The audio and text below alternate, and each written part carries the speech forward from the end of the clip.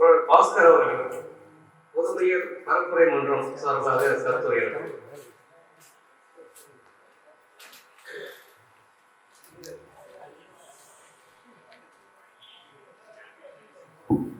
அனைவருக்கும் சபவணக்கம்.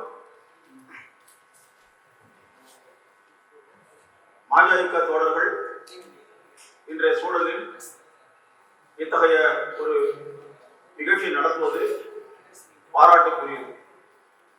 ஏனென்றால் அவர்கள் வைக்கின்ற இந்த முழக்கங்கள், முன்வைப்புகள் மிகவும் தேவையான ஒன்று. அதன் மூலம் நாம் ஒருவரை ஒருவர் புரிந்து கொள்ளலாம், நிலைப்பாடுகளை விவாதிக்கலாம் என்ற வகையில் இது அவசியமான ஒன்று. இன்னும் சில மாதங்களுக்கு முன்பு கூட நடத்தியிருக்கலாம். இருந்தாலும் இப்பொழுதும் இது ஒரு தேவையான விஷயம்தான். வெறும் தேர்தலுக்காக மட்டுமில்லாமல் தேர்தல் பாதை பற்றி, நாடாளுமன்ற முறை பற்றி, பாயசம் பற்றி நாம் இன்னும் ஆழமாக புரிந்து கொள்வதற்காக இத்தகைய விவாதாரங்கள் எப்பவுமே தேவைதான்.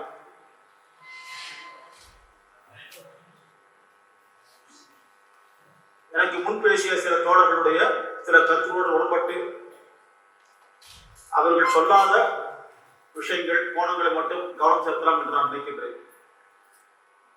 எந்த கருத்தோடு நான் பேசி தோழர் உடன்படுகின்றேன், நான் பேசுகின்ற விஷயங்களை புரிந்து கொள்ளலாம். உதாரணமாக பாலிசம், நாடாளுமன்ற முறை, தேர்தல் முறை, இது போன்ற விஷயங்களில் தொடர்புடைய இன்னொரு முக்கியமான விஷயம் இருக்கு. ஐக்கிய முன்னணி ஆளும் வர்க்கத்துடன் உறவை, முரண்பாட்டை புரிந்து கொள்வது பற்றிய விஷயம். இந்த விவகாரங்களில் லெனின், ஸ்டாலின், மாசேத்தும், டிமிட்ரோவ் இவர்களுடைய கருத்துக்களை இந்த விஷயங்களில் நாம் முழுமையாக, மேலும் ஆழமாக, பொறுமையாக புரிந்து கொள்ள வேண்டிய அவசியம் இருக்கிறது. பகுதி அளவில் தான் புரிந்து கொண்டதாக இங்கே பேசிய சில தோழை கருத்துக்கள் தெரிகிறது. அல்லது அவர்கள் ஏற்கனவே பல அடிப்படைகள் காரணமாக வைத்திருக்கிற நிலைப்பாடுகள் அடிப்படையில் லெனினையும், ஸ்டாலினையும், மாசேத்துவையும், டிமிட்ரோவையும் புரிந்து கொள்கின்றார்கள் என்று தெரிகிறது. லெனின் உண்மையில் எப்படி புரிந்து கொண்டார், எப்படி செயல்படுத்தினார், ஸ்டாலின் என்ன புரிந்து கொண்டு செயல்படுத்தினார், டிமிட்ரோ மாசேத்தின் போன்ற என்ன புரிந்து கொண்டு செயல்படுத்தினார் என்பதை தான் நாம் கவனத்தில் கொள்ள வேண்டியிருக்கிறது.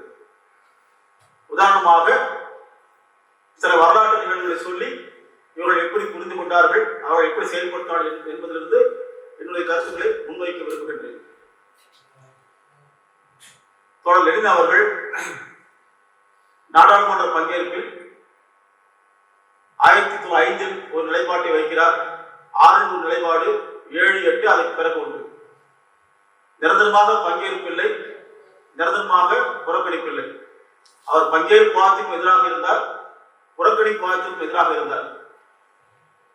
இதையெல்லாம் அவர் புரட்சிக்கு முடிஞ்ச பிறகு எப்பொழுது பங்கெடுத்திருக்கணும், எப்பொழுது பங்கெடுக்காமல் இருந்திருக்கணும், அது எப்படி தவறு, பங்கெடுத்து எப்படி தவறு, புறக்கணித்தது எப்படி தவறு என்றது புரட்சிக்கு பிறகு அவர் எழுதியிருக்கக்கூடிய அந்த நூலில் குறிப்பிடுகிறார்.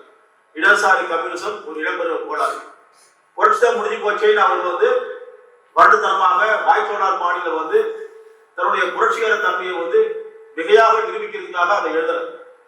இருக்கக்கூடிய அரசியல் சூழலை தன்னுடைய கடந்த காலத்தை சுய விமர்சன அடிப்படையில் பங்கேற்பாதையும் புறக்கணிப்பாதையும் அவர் ஆய்வு செய்கிறார். அந்த நூலில் புரட்சி முடிந்த பிறகுதான் நாங்கள் புரட்சி முடிச்சாச்சு, நாங்கள் சாதிச்சிட்டோம், நாங்கள் இப்போ புரட்சிகரமானோம் அப்படின்னு காட்டிக்கிட்டு அவர் பங்கேற்பையும் புறக்கணிப்பையும் பற்றி பேசுறார். சுய விமர்சன அடிப்படையில், ஆய்வின் அடிப்படையில், வரலாற்று போத அடிப்படையில் தான் அவர் விளக்குகிறார்.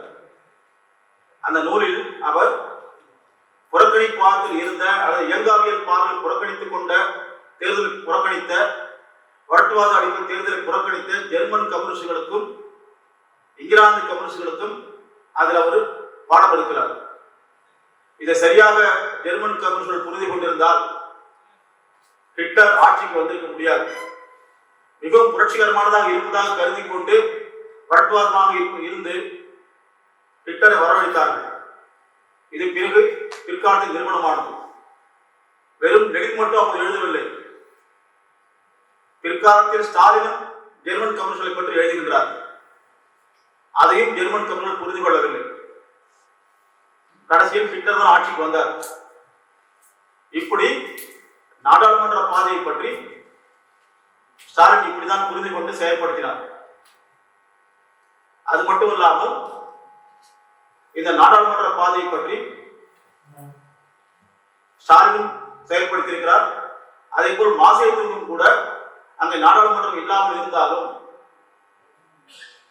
அவர் ஒரு நாடாளுமன்ற கட்டமைப்பு பற்றி கடைசி 30களில் அமெரிக்க தொழிலாளர் பத்திரிகைக்கு கொடுத்திருக்கக்கூடிய ஒரு நேர்காணல் குறிப்பிடுகிறார். அந்த நேர்காணல் தமிழில் வந்திருக்கக்கூடிய மாவோ படைப்புகள் இருக்காது. அது தேர்ந்தெடுக்கப்பட்ட படைப்புகள் தான், மொத்த படைப்புகள் தான் அதை பார்க்க முடியும். அப்பொழுதே அவர் இரண்டாம் உலகப் போர் நடக்கிறது, ஜப்பான் வீழ்த்தப்படவில்லை.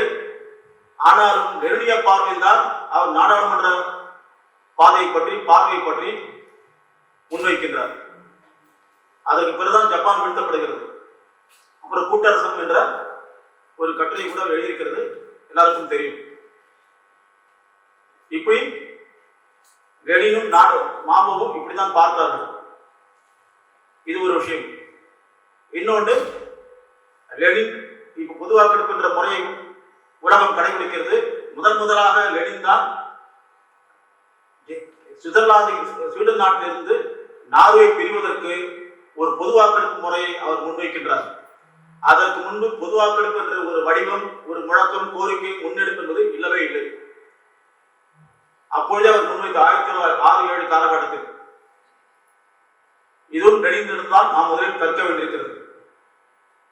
இன்றைக்கு பொது வாக்கெடுப்பு என்ற வடிவம் மிக முக்கியமான வடிவமாக நாம் உயர்த்தி பிடிக்க வேண்டிய அவசியம் இருக்கிறது. ஏகாதிபத்திய நாடுகளில் கூட அது இருக்கிறது. ஆனால் அதற்கு முன்னோடியாக லெனின் தான் முன்வைத்தார். அதே போல் அதிகமாக தெரியாத இன்னும் ஒரு சில விஷயங்கள் இருக்கிறது, இதோட தொடர்புடைய விஷயங்கள். அதாவது புரட்சி நடப்பதற்கு முன்பு ரஷ்யாவுக்கு அவர் நுழைவதற்கு ஜெர்மனி அரசாங்கம் லெனினுக்கு ஒரு சிறப்பு ஸ்பெஷல் ட்ரெயின் விடுறாங்க. ஜெர்மனி அரசாங்கத்துக்கும் ஜார் தலைமை ரஷ்ய அரசாங்கத்துக்குமான அந்த ஆளுநர்க முரண்பாட்டை ரஷ்ய புரட்சி நலனுக்காக அவர் பயன்படுத்துகின்றார். இதுதான் லெனின் ஆளுநர்களுடைய முரண்பாட்டை இப்படி சிறப்பாக புரிந்து கொண்டு பயன்படுத்த வேண்டும் என்று ஆரம்பித்த லெனின் அதை ஸ்டாலின் கடைபிடித்தார், அதை மாவோ கடைபிடித்தார், டிமிட்ரோவும் கடைபிடித்தார். ஏனென்றால் நாம் பாய் செருப்பு கடைபிடிப்பதற்கும் ஐக்கிய முன்னணி ஆளுநர்களுடைய ஒரு பிரிவோட கட்டுவதற்கும் கூட லெனினுடைய இந்த வரலாறு நாம் தெரிந்து கொள்ள வேண்டும். இதற்கு லெனின் கட்சியில் கடும் எதிர்ப்பு வருகிறது. எப்படி ஜெர்மனி அரசாங்கம் வாங்கலாம், அந்த உதவி பெற்றுக் கொள்ளலாம் என்று. ஜெர்மனி அரசாங்கம் ஏன் அந்த உதவி செய்தது என்றால், ஜாரை வீழ்த்துவதற்கு பொருத்தமான நபர், தகுதி வாய்ந்த நபர், திறன் வாய்ந்த நபர் என்று அவர்கள் லெனினை சரியாக மதிப்பிட்டார்கள், பயன்படுத்தினார். அதற்கு எதிர்ப்பு வந்தது. லெனின் ராஜினாமா பண்ணுகின்ற அளவுக்கு கூட முடிவை முன்வைத்தார். பிறகு அது சாத்தியப்பட்டுச்சு. சில தோழருடன் அவர் ஜெர்மனி கொடுத்த சிறப்பு உதவியிலிருந்து ரஷ்யாவுக்குள் நுழைகின்றார். ஆளுநர்கள் முரண்பாட்டை எப்படி பயன்படுத்துவது லெனின் அப்படி ஆரம்பித்து வைத்தார். பிறகு முதலுலக போர் காலகட்டத்திற்கு பிறகு 4 முனைகளும் ரஷ்யா மீது புரட்சி முடிஞ்ச போர் நடக்கிறது. அப்பொழுது ஒரு முனையிலாவது நமக்கு மூச்சு விடுகின்ற அவகாசம் வேண்டும் என்று பிரெஸ்ட்-லிட்டாவ்ஸ்க் ஒப்பந்தத்தை லெனின் முன்வைத்து அதில் கையெழுத்து போட்டு ஜெர்மனி அரசாங்கம் கொடுக்குமாறு ட்ராட்ஸ்கியிடம் முன்வைக்கின்றார். ட்ராட்ஸ்கி அதை படித்து பார்த்து விட்டு மறுக்கிறார், கையெழுத்து போட மாட்டேன் என்று மறுக்கிறார். இவ்வளவு பெரிய நிலப்பரப்பு புரட்சி முடிஞ்ச பிறகு கூட இவ்வளவு நிலப்பரப்பு இப்படி ஜெர்மனியிடம் கொடுப்பது என்று அவர் மறுக்கிறார். பிறகு கொலந்தாயிடம் லெனின் கொடுத்த அனுப்பி கையெழுத்து கொடுத்துவிட்டு வருமாறு சொல்கிறார். அப்போதுதான் கொலந்தாய் இவ்வளவு பெரிய ஒரு அரசியல் கடமையை மேற்கொள்கிறார். அதற்கு பிறகு வரலாற்றில் ஒரு வெளியுறவுத்துறை அமைச்சராக ஒரு பெண் நீண்ட காலமாக இருக்கக்கூடிய ஒரு சாத்தியம் ஏற்பட்டுச்சு. லெனின் வரையறுத்து கொடுத்த அந்த ஒப்பந்தத்தில் கையெழுத்து போட்டுவிட்டு ஜெர்மனியிடம் கொடுக்கிறார்கள். ஜெர்மனி அந்த முனையில், அந்த போர் முனையில் போரை நிறுத்துகிறது. ஒரு 8 மாசம் அவகாசம் கிடைக்குது அவங்களுக்கு. அப்புறம் ஜெர்மனியில் ஆட்சி மாற்றம் நடந்தது. ரஷ்யா விட்டு கொடுத்த நிலப்பரப்பை திரும்ப எடுத்துருச்சு. அப்ப யார் அங்க ஜெயிச்சது? லெனின் தான் ஜெயிச்சாரு. ஜெர்மனி கிட்ட உதவி வாங்கினாரு, அது லெனின் ஜெயிச்சாரு. ஜெர்மனிக்கு விட்டு கொடுத்தாரு, திரும்பி வாங்கினாரு, லெனின் ஜெயிச்சாரு. இதுதான் நம்ம ஆளுவர்க்க முரண்பாட்டை கையாளுகின்ற புரிந்து கொள்ளக்கூடிய விஷயம். எல்லா கம்யூனிஸ்ட் கட்சிகளும் ஆளுவர்க்கத்தினுடைய ஆளுநர்களுக்கு இடையிலான முரண்பாட்டை பயன்படுத்தணும் அப்படின்னு ஆவணத்தில் இருந்தா கூட ஒண்ணு அதை தவறா பயன்படுத்தி ஆளுநர்கிட்டே வாரா போறது இருக்கு. பயன்படுத்த மாட்டேன்னு சொல்லி குறுகுவாத அடிப்படை, வரட்டுவாத அடிப்படை இருக்கிற போக்கு இருக்கு. இன்றைக்கு அந்த போக்கு பலமாக இருக்கு. இந்த பார்வை இருக்கிறதால, பயன்படுத்த மாட்டேன் என்ற பார்வை இருக்கிறதால நம்ம கிட்ட 10 பாய்சை கட்டி இந்தியாவில் இருக்கிற மாதிரி ஒரு மையவாத பார்வை இருக்கு. இந்த மாஜாயிக தோழர் கூட காங்கிரஸையும் பிஜேபி சமப்படுத்துவாங்க. காங்கிரஸ் செத்து போன கட்சியா மாறி போச்சு. அது ஒரு ஆளுநர்கள் கட்சி தான். அப்ப அந்த அளவுபடி காங்கிரஸ், பிஜேபி, திமுக, அதிமுக, லால் பிரசாத் கட்சி, நிதிஷ்குமார் கட்சி, இந்தியாவில் இருக்கக்கூடிய எல்லா கட்சிகள் முதலாளிய கட்சிகளும் பாசிஸ்ட் கட்சிகள் தான். ஏன் மாவோயிஸ்ட் கட்சி மேற்கு வங்கத்தில் இருக்கக்கூடிய சிபிஎம் கூட பாசிஸ்ட் கட்சின்னு அவங்க 100 வெளியிட்டுக்கிறாங்க. 15 வருஷத்துக்கு முன்னாடி எத்தனை பாசிஸ்ட் கட்சி இருக்க முடியும்? அவங்க முதலாளி சமூகமா, இது பாசிசம் சமூகமா? முதலாளி உற்பத்தி முறைக்கு உள்ளவர்கள் நெருக்கடியில பாசிசம் ஒரு கடத்தல வளர்ச்சி அடைகிறது தான் பாசிசம் பற்றிய ஆய்வு. இப்படிதான் டிமிட்ரோ ஆய்வு செஞ்சாரு, மாவோ ஆய்வு செஞ்சாரு. அதே மாதிரி ஸ்டாலின் அதை புரிஞ்சுக்கிட்டு தான் கையாண்டான். அப்ப நம்ம கிட்ட திரும்பி திரும்பி பல விஷயங்கள்ல மையவாத போக்கு இருக்கிறதால முதன்மை ஒரு பொருள் இருக்கக்கூடிய முதன்மையான அம்சம், அந்த முதன்மையான அம்சம் இருக்கிற முதன்மை கூறு பார்க்கறது இல்லை. எல்லாரும் மாவை ஏத்துக்கிறோம். முதன்மை முரண்பாடுங்கிறது அவர் அதுதான் எழுதுறாரு. அதை கோட்பாடுமையாக 39 எழுதுறாரு. அதுக்கு முன்னாடி லெனின் கிட்ட அந்த பார்வை இருந்தது. எந்த ஒரு பொருளையும் முதன்மையான அம்சம் தான் ஒரு பொருளை இயக்குது, முன்ன கொண்டு போகுது, பின்ன கொண்டு போகுதுன்றத புரிஞ்சுக்கணுடைய விளைவு தான். ஜெர்மனி அரசாங்கத்துக்கும் ஜார் அரசாங்கத்திலும் முரண்பாட்டை பயன்படுத்தினாரு. ஜெர்மனி கிட்ட ஒப்பந்தம் போட்டாரு, திரும்பி அதை பிடிச்சுக்கினாங்க. இதுதான் லெனின் கிட்ட இருந்த பார்வை. அந்த வகையில் தான் நாடாளுமன்ற பாதையை கூட புரிஞ்சுக்கிட்டு இன்றைய சூழல்ல நம்ம கிட்ட எப்ப ஏங்காவியல் பார்வையில கட்டங்களை சமூகத்தை கட்டங்களாக பார்க்கறது, நிலைமைகளை கட்டங்களாக பார்க்காம ஒரே படித்தாக பார்க்கக்கூடிய பார்வை இருக்கு. ஏற்றம் இறக்கம் அப்படிலாம் பார்க்கறதுடைய விளைவாக ஏற்றத்தை இறக்க சமமாக பார்க்கறது, அப்புறம் ஏற்றத்தை திடப்படுத்தாம அதை மிகைப்படுத்தி பார்க்கறது, வீழ்ச்சியை அதிக ஊறி பார்க்காம வீழ்ச்சியை வேற மாதிரி பார்க்கறது, ஒரு பொருளுடைய வளர்ச்சி கட்டங்களை திடப்படுத்தி பார்க்காம இருக்கிற பார்வையில் தான் இன்னைக்கு பல கம்யூனிஸ்ட் கட்சிகள் ரொம்ப பின்னடைஞ்சு போறதுக்கு இந்த தத்துவார்த்த பார்வை, இந்த இயங்கியல் பார்வை கூட இருக்கக்கூடிய இந்த கோளாறு நம்ம சேர்த்துத புரிஞ்சுக்கணும். அப்ப அந்த வகையில் தான் லெனின் விஷயங்களை அணுகினார். அப்போ தேர்தல் பார்வையில் ஒவ்வொரு ஆண்டும் இருக்கக்கூடிய சூழல், மக்களது உணர்வுநிலை, அரசியல் சூழல், ஆட்சியாளருடைய அணுகுமுறை, இதன் அடிப்படையில் தான் அவர் 5 ஒரு நிலைப்பாடு எடுத்தாரு, 6 ஒரு நிலைப்பாடு எடுத்து மதிப்பிட்டாரு, 7 1 8 1 பிறகு 1 அப்படின்னு மதிப்பிட்டார். அதே மாதிரி தேசிய சிக்கல்ல கூட முதல்ல இனவாதத்துக்கு எதிராக நிலைப்பாடு எடுத்தாரு. அப்புறம் அதுக்கு முன்னாடி பொதுவாக்க முறையை வைக்கிறாரு. பின்னாடி தேசிய இனங்களுக்கு சுயநிலை உரிமை பிரிஞ்சு போகலாம் அப்படின்னு சொல்லக்கூடிய ஒரு முழக்கத்தை வைத்து புரட்சி நடத்துறாரு. இது கடைசி ஆண்டுகள் அவரு கிட்ட இருக்கக்கூடிய மாறும் நிலைகளுக்கு ஏற்ப அவரு ஒவ்வொரு விஷயத்தையும் முடிவெடுத்தார். அதே தான் விவசாய திட்டம். நமக்கு விவசாய திட்டம் 300 ஆண்டுகளாக ஒரே விவசாய திட்டம் மாற்றங்களை கணக்கில் எடுத்துக்காம பேருக்கு மட்டும் மாற்றம் அங்கீகரிக்கிற மாதிரி இருக்கும். 10 வருஷத்துல 3ஆவது விவசாய திட்டம் ஏன் வைக்கணும்னு சொல்றாரு. முதல்ல நான் சைபீரியா சிறைச்சாலை இருக்கும் பொழுது ரஷ்யாவில் முன்னாடியும் வளரலங்கிறதால நொரட்டிகள் நிலைப்பாடு எடுத்தாங்க. அது எப்படி மாறி இருக்குது, முதலாளி அம்சம் எப்படி வந்திருக்குதுன்றத நான் அதை எழுதுறேன்னு சிறையில 3 வருஷம் இருந்த சிறையில ரஷ்யாவில் முதலாளி வளர்ச்சிங்கிற நூலை அவர் எழுதுறாரு. அப்புறம் சிறையிலிருந்து வெளியே வந்த பிறகு அவர் சொல்றார், வெளியே நிலைமைகளை பார்க்கலாம், கட்சி மாநாடுகளை பங்கெடுக்கும், வழக்கு விவாதங்களை பார்க்கிறோம். அப்ப அதை ஒட்டி ஒரு விவசாய திட்டம் வைக்கிறார். மூணாவது ஏன் நாங்க மாத்திரம்னா, ரஷ்யாவுடைய விவசாய பிரதிநிதிகள் டூமால பேசுறது, வெளி விவசாயிகளுடைய கோரிக்கைகளுக்காக அவங்க போராடுறது, விவசாயிகள் போராடுறது, இதை ஒட்டி இது மூணாவது விவசாய திட்டமாக நான் வைக்கிறேன்னு வந்து 1978 வந்து முன்வைக்கிறார்.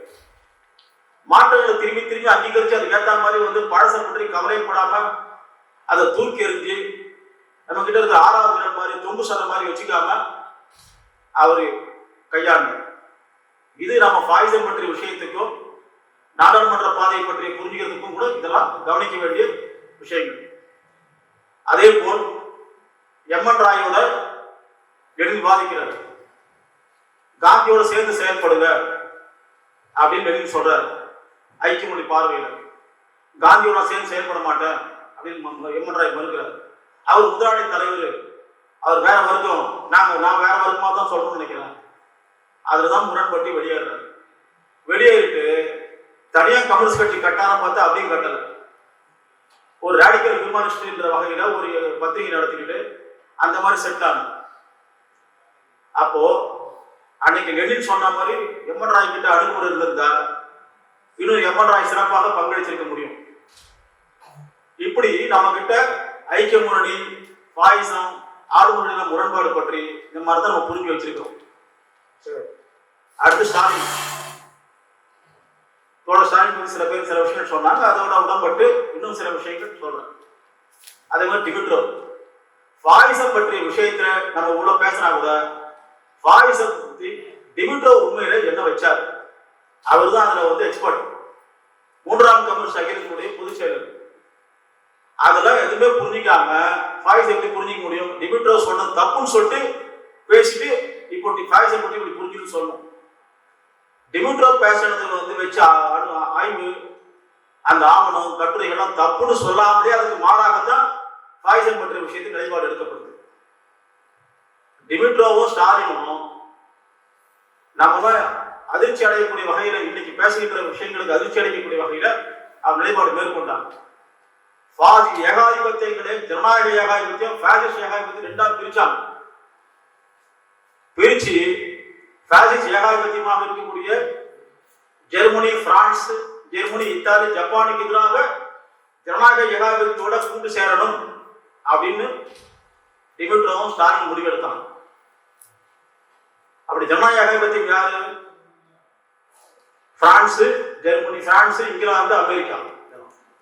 அவங்க ஒன்னும் பெருசா பாயிசம் முறியடிக்கிறது பெருசா பங்களிக்கல. மாவோ வார்த்தை சொல்றதா இருந்தா மலமன் நின்று அமெரிக்கா போற வேடிக்கை பார்த்தது. ஆனாலும் கூட எதிர் முகாமுக்கு போகக்கூடாது என்ற வகையில தான் ஸ்டாலின் டிமிட்ரோவும் கையாண்டு இந்த அணுகுமுறையை கையாண்டதால்தான் 2ஆம் முறை போற வெற்றி பெற்று பாயிசம் வீழ்த்த முடிஞ்சது. நம்மளால ஏத்துக்க முடியுமா? இதெல்லாம் ஏகாதிபத்தி ஜனநாயக ஏகாதிபத்தி ஒண்ணு இருக்குதா? ஏகாதிபத்தி ஒண்ணு தானே, பாயிசனம் ஒண்ணு தானே? இல்ல. இதான் வந்து ஸ்டாலின் கடைபிடிச்சாரு. அடுத்தது 2ஆம் உலக போர்ல வந்து ஆரம்பிக்கிறதுக்கு முன்னாடி ஹிட்லரை முறியடிக்கிறதுக்கு ஸ்டாலின் ஹிட்லர் கூட ஒப்பந்தம் போட்டார். எத்தனை பேருக்கு தெரியும்? இதெல்லாம் மாவோட 2வது தொகுதியில வந்து மாவோ கொடுக்குற பேட்டியில வருது. இப்ப மோடிய வீழ்த்தது மோடியோட கூட்டு போறான்னு நினைக்க கற்பனை பண்ண முடியுமா? ஆனா செஞ்சாங்க. 2 பேருக்கும் ஒரு பொது விஷயம் இருந்துச்சு. என்ன பொது விஷயம்? ஹிட்லரை முறியடிக்கிறதுக்கு உடனே முறியடிக்க முடியாது, அதுக்கு அவகாசம் வேணும், மிலிட்டரி ப்ரிப்பரேஷன் வேணும். இதே ஹிட்லர் இது வந்து ஸ்டாலின் தேவை. ஸ்டாலின் கிட்ட வந்து பெரிய படம் இருக்குது, உடனே முறியடிக்க முடியாது, நம்ம லேட்டா தான் ஆகும். அப்போ மற்ற ஐரோப்பிய நாடுகளை முறியடிச்சுட்டு கடைசியில் ரஷ்யாவுக்குள்ள நுழைவோம், அதுக்கு நமக்கு அவகாசம் வேணும். அப்போ சில ஆண்டுகள் அவகாசம் கிடைக்குது. கடைசியில் யாரு ஜெயிச்சது? முதல்ல நம்ம இங்க பேசிக்கிட்ட வரட்டுவாத பார்வையில வந்து ஸ்டாலின் இருந்திருந்தாருன்னா அதை செஞ்சிருக்க முடியாது. அந்த வரட்டுவாத பார்வை இருந்திருந்தா முதலே ஸ்டாலின் தோத்து போயிருப்பாரு. ஆனா ஸ்டாலின் கிட்ட வரட்டுவாத பார்வை இல்லாததால இந்த மாதிரி அவங்க செயல்படுத்தி முறியடி ஜெயிச்சாங்க. அதே மாதிரி மாசேத்துங்க எடுத்துக்கோம்.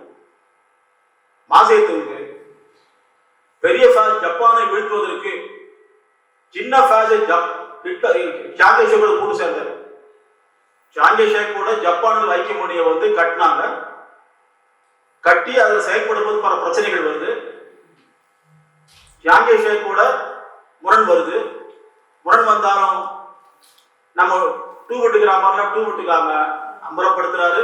ஏன்னா அவங்க கிட்ட ஒரு பெரிய எண்ணிக்கை சீன மக்கள் விவசாயிகள் இருக்கிறாங்க, சீன நடுத்தர மக்கள் இருக்கிறாங்க.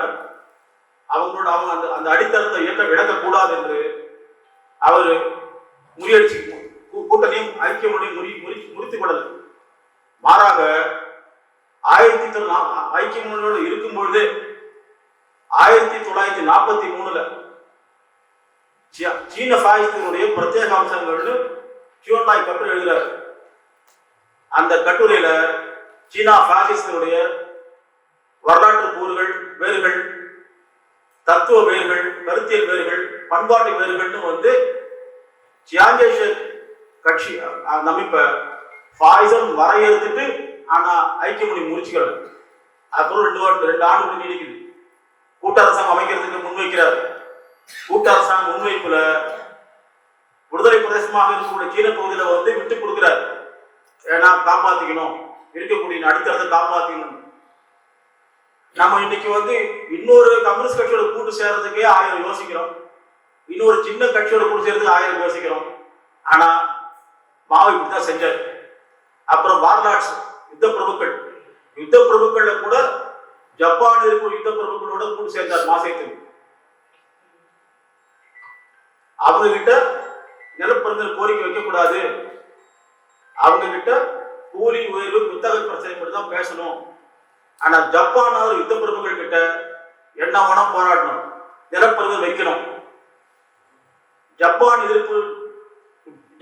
பிரிட்டிஷ் ஆதரவு யுத்த பிரபுக்கள், ஜப்பான் இருக்கு அமெரிக்கா யுத்த பிரபுக்கள், இவங்க கிட்ட வேற மாதிரிதான் நம்ம கையாளணுன்ற வகையில அவங்களோட அவங்க கையாண்ட உறவு விஷயங்கள்லாம் வேற. இப்படிதான் மாவோ கையாண்டாரு. இப்படி புரியும்போது நம்ம இங்க இருக்கிற காங்கிரஸ் திமுக எப்படி புரிஞ்சுக்கிறது? மாவோ பார்வையில, லெனின் பார்வையில, ஸ்டாலின் கூட புரிஞ்சுக்கிறதா இருந்தா இன்னைக்கு திமுக பத்தி இங்க சில தோழர் பேசின கருத்துக்களை மாத்திக்க வேண்டியிருக்கும். அவங்க கிட்ட தீண்டாமை கிடையாது, நிலைமைகள் தான் முக்கியம். நிலைமைகள் வந்து புரட்சி நலன் மக்கள் நலன் தான் அவங்க கிட்ட இருந்தது. ஐயோ நான் கூட சேர மாட்டேன், இவங்க கூட சேர மாட்டேன், நிலைமைகள் முக்கியம். பாசிஸ்ட் வரையறுத்து நம்ம ஒரு கம்யூனிஸ்ட் கட்சியை இன்னொரு அமைப்பு வரையறுத்து கூட சேருமா, கிட்ட போகுமா? ஆனா மாவு போனார். 2 வருஷம் அதுக்கு பிறகு இருந்தார். அது பிறகு கூட்ட அரசாங்கம் அமைச்சார், கூட்ட அரசாங்கம் முன்வைக்கிறார். அப்புறம் அவங்க தான் ஓடி போறாங்க, அப்புறம் புரட்சி நடத்துறாங்க. அப்ப மாவோ கிட்ட, ஸ்டாலின் கிட்ட, லெனின் கிட்ட இருந்த இந்த பார்வை தான் ஆளுநர்கள் இடையில முரண்பாட்டை பயன்படுத்திக்கிறது. பாகிசம் பற்றிய விஷயத்துல அது எப்படி முதன்மை அம்சங்கிற அந்த அம்சத்தை இதை நம்ம பாடத்தில் எடுத்துக்கிட்டு இருந்தாதான் நாம இன்றைக்கு பாகிசத்தினுடைய அபாயத்தை அதுக்கு எதிராக நாம செயல்படுறதுக்கு வந்து உதவியாக இருக்கும். இது நம்ம கிட்ட இருக்கக்கூடிய குறைபாட்டுடைய மிக முக்கியமாக அம்சமாக இருக்குது. இதை ஓரளவுக்கு புரிந்து கொண்டுதான் பிலிப்பைன்ஸ் கம்யூனிஸ்ட் கட்சி அதுக்கு பிறகு ஒப்பீட்டளவில் கொஞ்சம் அவங்க தன்னோட பலத்தை தொடர்ந்து காப்பாத்திக்கிறாங்க. அவங்களும் நீண்டகால முப்பதி பாதை சொல்றவங்க தான், அவங்களும் தரக்குமலை சொல்றவங்க தான், அவங்களும் அரைக்கான சொல்றவங்க தான். ஆனா அவங்க ஆளுநர் முரண்பாட்டை வந்து சிறப்பா பயன்படுத்துறாங்க. நாடாளுமன்ற பாதையில வந்து லெனினுடைய பாதையை முன்வைத்து வெவ்வேறு வடிவங்கள் பங்கெடுத்து இன்னமும் கூட 80களில் இருந்து ஒப்பீட்டு அளவுல ராணுவ கட்டமைப்போடு தான் இருக்கிறாங்க. அதுக்கு பிறகு ராணுவ கட்டமைப்பு பலமாக வளர்ந்த இந்திய மாவோயிஸ்ட் கட்சி, பெரு கம்யூனிஸ்ட் கட்சி, நேபாள மாவோயிஸ்ட் கட்சி எல்லாம் ரொம்ப பின்தங்கி போயிட்டாங்க. ஆனா பிலிப்பைன்ஸ் கம்யூனிஸ்ட் கட்சி ஒப்பீட்டு அளவு இன்னமும் கூட அது இருக்கிறாங்க. அவங்க அண்மையில கூட சீன அரசாங்கத்துக்கும் அமெரிக்க அரசாங்கத்துக்கான முரண்பாட்டை பயன்படுத்தினாங்க. சீனா பிலிப்பைன்ஸுக்கு சொந்தமான கடல் பரப்பை சீனா வந்து ஆக்கிரமிக்க முற்படும் பொழுது பிலிப்பைன்ஸ் கம்யூனிஸ்ட் கட்சி வந்து பிலிப்பைன்ஸ் அரசாங்கத்தோடு ஐக்கியமணி கட்டுவதற்கு அந்த கட்சி தலைவர், பிலிப்பைன்ஸ் கம்யூனிஸ்ட் கட்சி தலைவர் ஜோஸ் பரிசன் நெதர்லாந்து வீடியோ கான்பரன்ஸ் மூலமாக பிலிப்பைன்ஸ் அரசாங்கத்தில் கடற்படை ராணுவ அதிகாரிகளுக்கு அவர் உரையாற்றுகிறார். அதெல்லாம் புரிந்து கவனிக்கிறாங்க. அந்த உரையில ஜோஸ் பரிசன் என்ன சொல்றாருன்னா, நாங்க இப்படி சீன எதிர்ப்பு ஐக்கிய முன்னணி கட்டுறதால அமெரிக்கா வந்து உள்ள நுழைஞ்சிட முடியும் நினைக்கக்கூடாது. அது தனியா நாங்க அப்புறமா அந்த நியூஸ் பார்த்துப்போம். இப்போதைக்கு பிலிப்பைன்ஸுக்கு சொந்தமான கடல் பரப்பை காப்பாற்றுவதற்கு பிலிப்பைன்ஸ் அரசாங்கத்தோட கூட நாங்க சேருவோம் அப்படின்னு ஜோஸ் பரிசு முன்வைக்கிறார். இந்த அனுபவங்கள்லாம் நம்ம எடுத்துக்கினா மட்டும்தான் நாம் இன்றைக்கு விவாதிக்க வேண்டிய விஷயங்களை வந்து சரியா புரிஞ்சுப்போம்னு நான் நினைக்கிறேன். அதே மாதிரி பொது வாக்கெடுப்பு திருப்பி அழைக்கின்ற உரிமை இன்னொரு கோரிக்கை. இந்த 3 கோரிக்கையும் வந்து புரட்சிக்கு முன்னாடி தேவை, பின்னாடி கட்டாயம் தேவை. இதையெல்லாம் இந்த கோரிக்கையை உள்ளடக்கிய வகைதான் சோவியத் சமூகம், சோவியத் அரசியல் அமைப்பு இருந்துச்சு. அதான் நமக்கு முன்மாதிரி. நாமும் இன்றைய சூழல்ல இதை இப்போதைக்கு முன்வைக்கிறாங்க. அதை நாம ஏற்றுக்கொள்ள வேண்டிய அளவுக்கு தேவை இருக்கு. இது சீர்திருத்தமா இல்லையாங்க ரெண்டாவது விஷயம். ஒரு விஷயத்த சீர்திருத்தம் சொல்லிட்டா வந்து அதை எதுக்குன்னு அவசியம் கிடையாது. அதோட வகைப்பாடுதான் சீர்திருத்தம். உப்பு ஏறினாதான் மக்கள் வராங்கன்னா அதுக்காக கூட நம்ம போராடணும். மாசத்துக்கும் ரெடின்னு சொல்றாங்க. உப்பு வேலை, குடி வேலை, நமக்கு அதாவது சின்ன விஷயம். நமக்கு புரட்சி தான், அருவமான புரட்சி தான் பெரிய விஷயமா நம்ம நினைச்சுக்கிறோம். நமக்கு இந்த சீர்திருத்தத்தினாலே சீர்திருத்தம் இல்லாம கூட அப்படின்னா தொழிலாளர்களுடைய எல்லா சம்பள கோரிக்கைகளும் சீர்திருத்தம் தான். அதை ஏன் நம்ம ஆதரிக்கணும்? அது தொழிலாளி கோரிக்கைங்கிறதா நம்ம ஆதரிக்க வேண்டிய அவசியம் காணாயிரும். இல்ல உங்க சம்பள கோரிக்கை எல்லாம் தப்பு, சும்மா 10 ரூபாய்க்கு நீங்க உயர்வு போராடுறீங்க, நீங்க வந்து புரட்சி தான் நடத்தணும், போய் தூய்மை பணியாளர் நம்ம சொல்ல முடியுமா? சொன்னா திருப்பி அடிப்போம், அறிக்கை வருவாங்க, வேலையை பாருங்க. ஆனா நம்ம வந்து வெளியே நின்று அருவமா வந்து இது சீர்திருத்தம், அதை சீர்திருத்தம்னு சொல்லிட்டு அதை எதிர்க்கக்கூடிய வகையில வெளியிலுக்கும் மாசத்துக்கும் மாறாதான் நம்ம இருக்கிறோம். அவங்க குறைஞ்சபட்ச கோரிக்கை, இடைக்கால கோரிக்கை, உச்சபட்ச கோரிக்கை, நீண்டகால கோரிக்கைன்னு வகைப்படுத்தி வச்சாங்க. சீர்திருத்தத்துக்கு வகைப்பாடு, அதை எதிர்க்கணும் அவசியம் கிடையாது. அந்த அளவுக்கு வந்து அதை வந்துச்சு ஆதரிக்கணும். அப்புறம் எல்லா சம்பள கோரிக்கையும் எதிர்க்கணும். எல்லா சம்பள சீர்திருத்தம் தான். இன்றைக்கு கம்யூனிஸ்ட் பின்னாடி போனதுக்கு எல்லா சம்பள கோரிக்கைகள் ஆதரிச்சு வால் பிடிச்சதுதான். வால் பிடிச்சதும் தப்பு. ஆனா அது சீர்திருத்தம், அது சீர்திருத்தம் தான். சின்ன சின்ன கோரிக்கைகளோட சீர்திருத்தம் தான். 4 தொழிலாளர் சட்டங்கள் எதிர்க்கிறோம், அது சீர்திருத்தம் தான். நமக்கு புரட்சி வேணும், ஏன் அதை எதிர்க்கிறோம்? மக்களை இந்த சின்ன கோரிக்கை மூலம், குறைந்தபட்ச கோரிக்கைகள் மூலமாக தான் நம்ம திரட்டி உச்சபட்ச கோரிக்கை புரட்சி என்ற சமூக மாற்றத்துக்கு நம்ம திரட்ட முடியும். இப்படிதான் இந்த மாதிரி இந்த பிரச்சனைகளை நாம் புரிந்து கொள்ள முடியும் என்று நான் கூறிக்கொள்கிறேன். இன்னொன்று, இந்த 3 முக்கியமான இந்த கோரிக்கைகளை வந்து புரட்சிக்கு பின்னாடியும் மட்டும் இல்லாம எல்லா நாடுகளையும் வந்து கொண்டு வர வேண்டிய அவசியம் இருக்குது. ஆனா அதே நேரத்துல இங்க இங்க ஒரு முழக்கம் வச்சாங்க, தேர்தலில் ஃபாய்ஸை வீழ்த்த முடியுமான்னு. வீழ்த்த முடியாது, ஆனா தேர்தல் தேவை. இப்போ பக்கத்து நாட்டு இலங்கை விகிதாச்சார விகிதமரசு இருக்குது, ஆனா ஃபாய்ஸும் வந்துச்சு.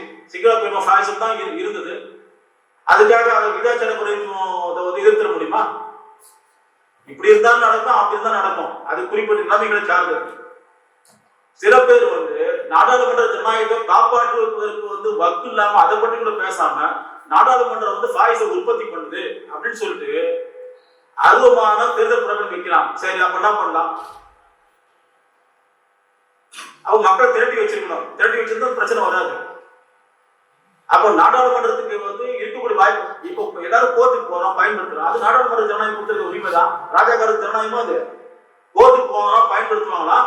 ஆனா வந்து நாடாளுமன்ற ஜனநாயகத்தை கூட காப்பாத்திக்கிறது, அரசியல் சாசன ஜனநாயகத்தை காப்பாத்திக்கிறது கூட தயாரா இல்லாம அதுதான் ஃபாய்ஸ் உற்பத்தி படுதுன்னு வந்து சொல்றாங்க.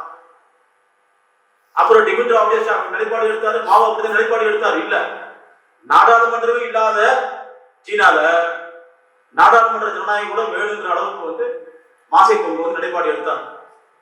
அப்போ நம்மளுடைய ஆசான்களாக இருக்கக்கூடிய கார்ல் மார்க்ஸ், லெனின், இந்த விஷயங்கள்ல ஸ்டாலின், மாசை துங்கு, டிமிட்ரோ இவங்களுடைய இந்த நிகழ்வுகளை எப்படி கையாண்டாங்கன்றதை நம்ம புரிஞ்சுக்கிட்டு அந்த வகையில தான் இன்றைக்கு ஃபாய்ஸத்தையும் ஆளுநர் முரண்பாட்டையும் நாடாளுமன்ற ஜனநாயகத்தையும் திமுக போன்ற கட்சிகளை கூட எப்படி நம்ம கையாளணும் புரிந்து கொண்டு கூறிக்கொண்டு வாய்ப்பு நன்றி விடைபெறுவது. நன்றி, வணக்கம்.